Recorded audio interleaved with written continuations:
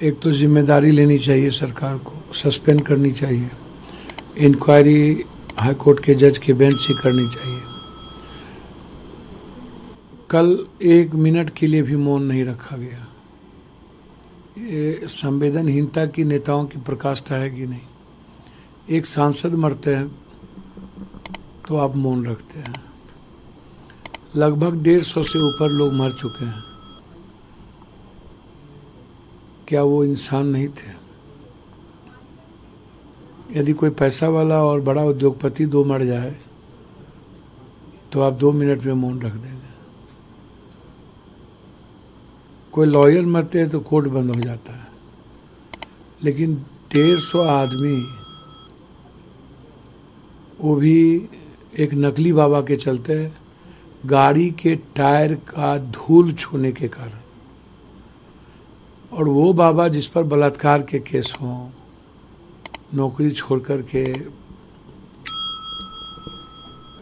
लोगों को अंधविश्वास के रास्ते ले गए हों। ये तो नेता लोग ही गणेश परिक्रमा बाबा लोगों का करते हैं। राम रहीम को निकाल करके वोट लीजिएगा, उसकी गणेश परिक्रमा करिएगा, तो आम लोगों को लगता है कि जीवन यही है।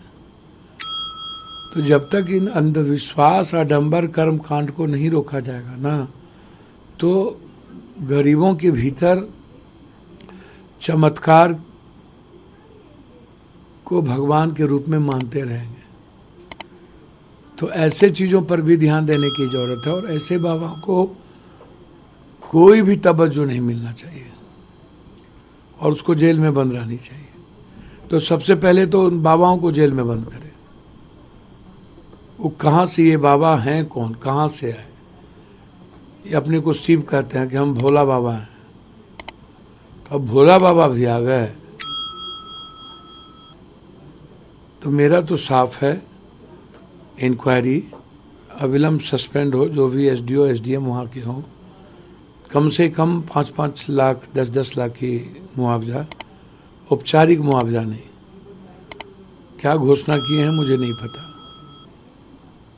औपचारिक घोषणा नहीं, राजनीतिक घोषणा नहीं, और सच सामने आना चाहिए, और यूपी गवर्नमेंट को माफ़ी मांगनी चाहिए।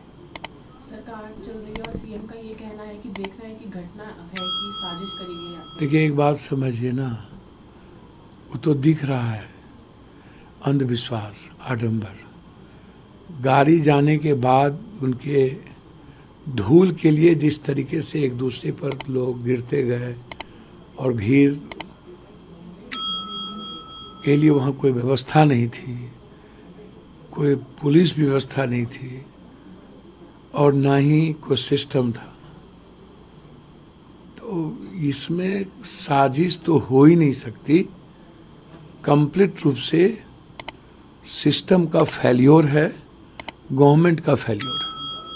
और गवर्नमेंट अपने गलती को छुपाने के लिए यदि इंक्वायरी के साथ दूसरों के माथे किसी चीज़ को चिपका दे तो वो गलत बात है।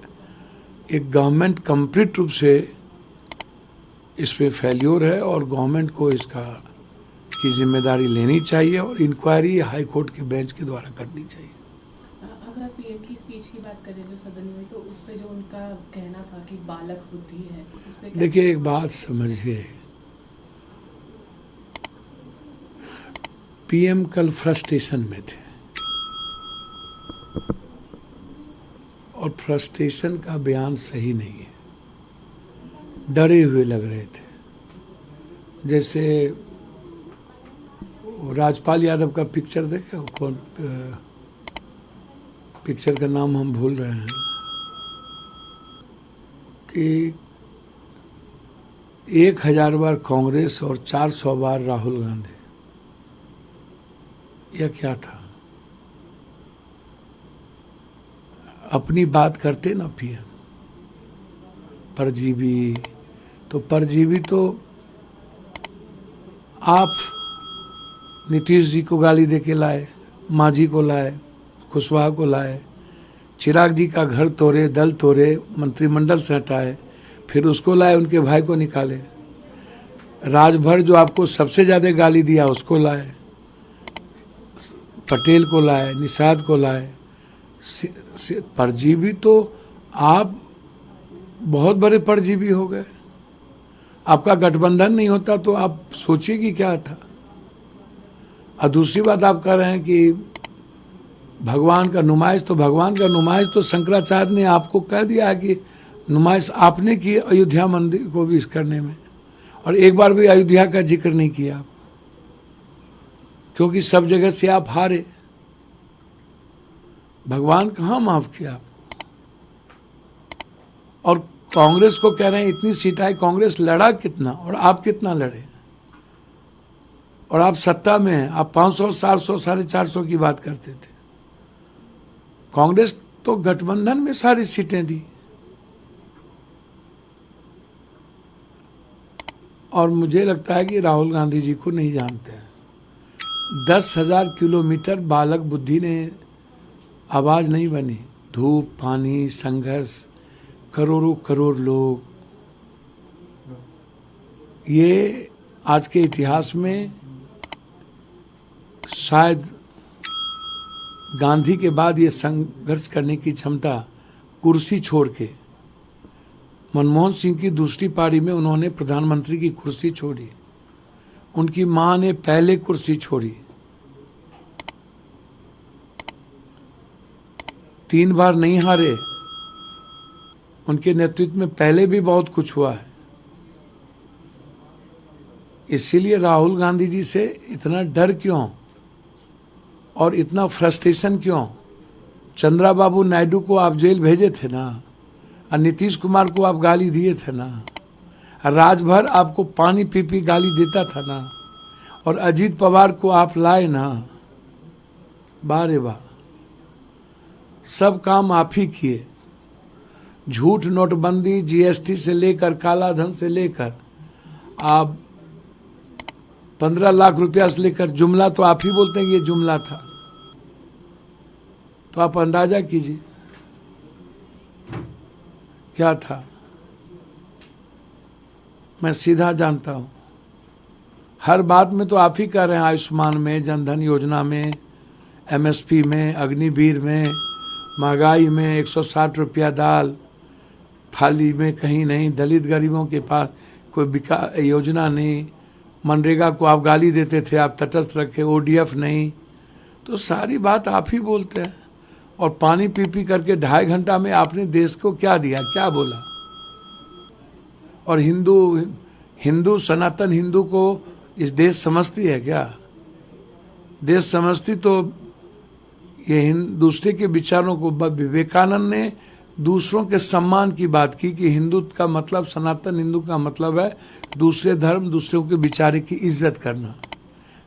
हिंदू सहिष्णुता का मतलब है, प्रेम का मतलब है। हिंदू नफरत का मतलब नहीं है, दूसरे जाति धर्म को गाली देना नहीं है, दूसरे के अधिकार को खुद के अधिकार से ज्यादा सम्मान देना, और दूसरों के आंतरिक खुशियों को ढूंढना, वो है सनातनी हिंदू। हिंदू का मतलब 24 घंटा नफरत नहीं है। तो इसीलिए राहुल गांधी जी ने परसों इनको 2 बार खड़ा कर दिया, और पूरे मंत्रिमंडल को पहली बार आदरणीय प्रधानमंत्री नरेंद्र मोदी जी के संरक्षण में खड़ा होना पड़ गया। तो राहुल गांधी जी ने मजबूर कर दिया ना राहुल करने पे, तो वो तो उसकी सक्सेस है।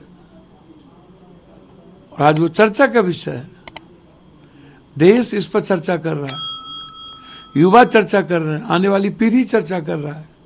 हर लोग कह रहे हैं कि मुद्दों की बात, मेरी बात क्यों नहीं होती है? हम हैशटैग नीट की बात किए तो ज्ञान देने लगे, हम विशेष राज की बात किए तो ज्ञान देने लगे, हम विशेष पैकेज और विशेष राज, अग्निवीर, सहारा इंडिया का जो पैसा बका है इसकी बात की तो मैक बंद कर दिया गया। तो सहमति और सहमति रहेगा। सगे भाई बहन, बाप बेटे के बीच भी विचारों की सम रहती है। इसका मतलब क्या, रिश्ता खत्म हो जाता है? मतभेद तो रहेगा, मनभेद नहीं होना चाहिए। तो तानाशाही से अब नहीं चलेगा। आप जितना कह लीजिए कि संविधान की रक्षा के लिए करिए ना कार्रवाई, कौन डरने यहाँ बैठा हुआ है? कोई डर नहीं, आपसे नहीं डरेगा। इसलिए कल का जो बयान था वो फ्रस्ट्रेशन का था, कॉन्फिडेंट नहीं थे, गुस्सा था, अहंकार था, ईर्ष्या थी और खुद पर उनको तरस आ रहा था। दया के पात्र कल वो बन रहे थे। मैं इतना ही जानता हूं, कल का स्पीच नेशन के लिए नहीं था, आने वाली पीढ़ी के लिए नहीं था। कल का स्पीच एक अपराजित व्यक्ति का था जो फ्रस्ट्रेशन